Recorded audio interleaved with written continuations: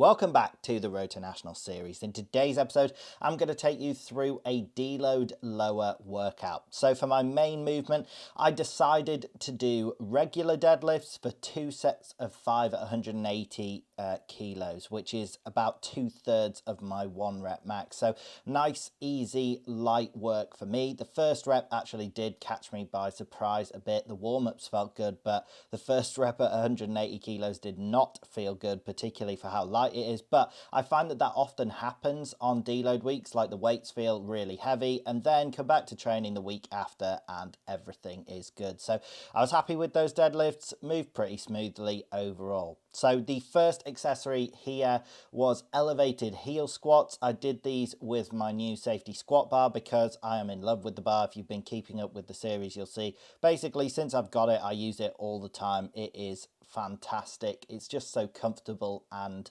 practical. So here I did 2 sets of 15 at 70 kilos, keeping things really light. That was my goal for this deload week, was actually to remember to hold back enough. I love training to failure. I love training my accessories hard, but I think I was doing that a bit too much. And particularly last deload week, I basically did all of my accessories to a normal intensity. I just wasn't doing my max and dynamics, and it didn't properly deload me. I was not very well recovered going into the next cycle. That's why I sort of had to mess around. I think I got ill and had to like retake another deload week. It was a bit of a mess.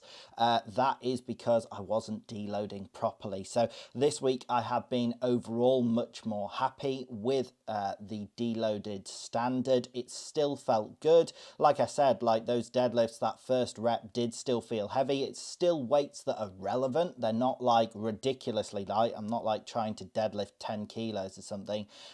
It's just to keep your body, you know, to remember to maintain the progress it has and to prime you for your next block of training. So they felt well, those squats there. My knee in particular, if you followed the channel for a while, you'll know I've been working through a right knee injury. I haven't mentioned it in a while because it has been feeling fantastic, but I did those elevated heel squats without any knee sleeves, and there was like no pain whatsoever. It felt fantastic. Whereas when I was like trying to reintroduce that exercise, it is very taxing on the knee. It put a lot of pressure on my knee injury, and it used to just hurt so much. I used to like not be able to go down into the position at all, like with body weight. Then I slowly reintroduced it, and even with like 60 kilos, it hurt for like a set of 8. Well, right there, I did a set of 15 at 70 kilos.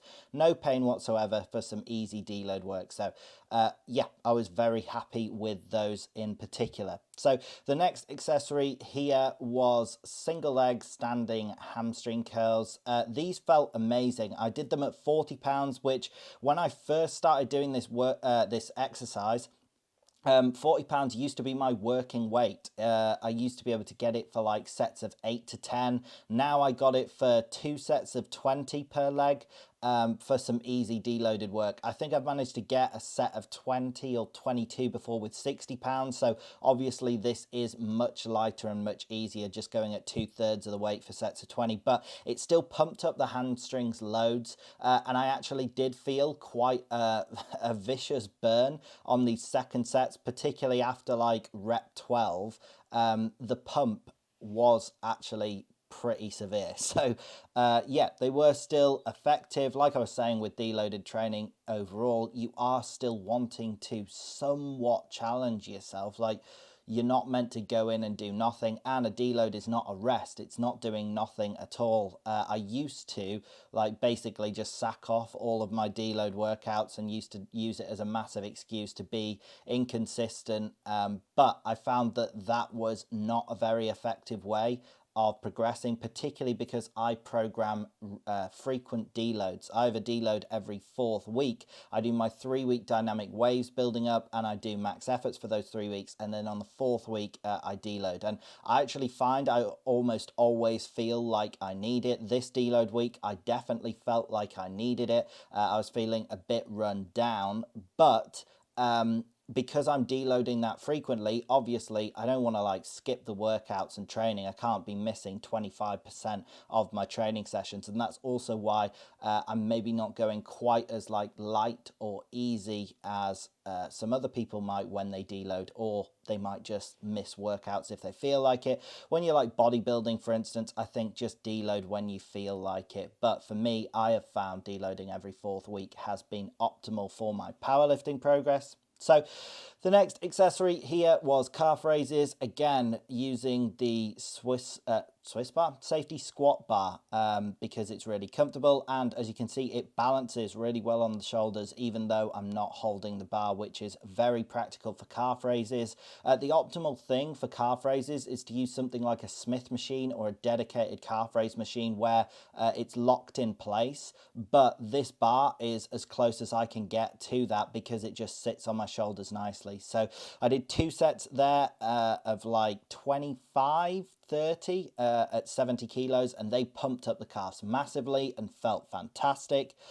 Then the next accessory here was hip adductions. So I just did banded hip adductions. I was basically doing these close to my working weight, and I think I did sets of 20 on each leg. One thing I did do different is I actually did 2 sets of these per leg. So although it looks like a one-sided exercise, it looks like just the moving leg is working. Both legs are actually working. You're like contracting inwards with both legs to squeeze the band in. So normally I just do like 2 sets, 1 on each side, but I felt like doing a bit more. These felt really good, and they're like a very low impact on recovery as an exercise. So I knew that this wasn't going to like overtrain me for coming back to regular training next week. It's not like I'm building up a load of fatigue. I definitely wouldn't randomly add extra sets of something like the deadlifts I was doing or of like the squats I did earlier on, but these are quite easy, and I don't know, I just sort of felt like doing more sets on each side. My adductors, since training them, I only started training them properly when I started this series. They have grown massively. My inner thighs are way bigger. It's actually a bit impractical because now when I walk around, I'm like skinning my inner thighs because they're constantly rubbing on each other. It's a little bit annoying, but I will definitely take that trade-off if it assists with me getting stronger, which I think it will. So, well, improved adductor strength, not necessarily annoyingly large adductors. So the final exercise here I did was hip holds with a kettlebell. Now, I didn't like research this exercise. I haven't actually seen anybody else do it before. I just sort of thought of it one day. I was like, oh, this might be, a good way to target the hip flexors. And you're sort of also doing a tibialis raise with your foot, because obviously if you just relax your foot, you would drop the kettlebell. You have to contract up. So I find that it does burn the front of the shins with that sort of tibialis raise, and the main thing of course is in my hips. I feel it massively. Now this is only 12 kilos. This is really light, so it probably indicates that the hips could get way stronger. I think this is a very underutilized thing that people do not train, and hip strength, but also like ironically hip tightness can assist in a squat. It can just give you more bounce out of the hole. So training the hip flexors is something that I should probably do more often, but I always find that I end up doing it during deload weeks, because that is a time where, to be honest, I don't want to do any more taxing variations. So the final thing programmed for me technically is just like a miscellaneous lower here. So anything I think would be beneficial. Usually I just do more reverse hypers or glute kickbacks, but I just wanted to do something easy and light in these hip holds. But they did actually burn the hips loads, particularly towards the end. It's like quite a weird and uncomfortable feeling trying to walk afterwards, but that's the whole point, is that they were light, nice, easy, and something a little different. I usually use deloads to test out new things as well. Like I never used to strict press, but I strict pressed earlier in this deload week because I find it good just to maintain some overhead strength. I think it carries over to the bench press well. But also there are like random accessories where I have an idea of like, oh, I'll try banded dips. That was something I tried once. Didn't do it again, it didn't work out, but the deload is the time for you to experiment with that stuff. So that is it for today's video. I hope you did in fact enjoy the video. If you did, drop it a like, drop a comment, subscribe, click the bell, all that good stuff, and I hope you have a great day.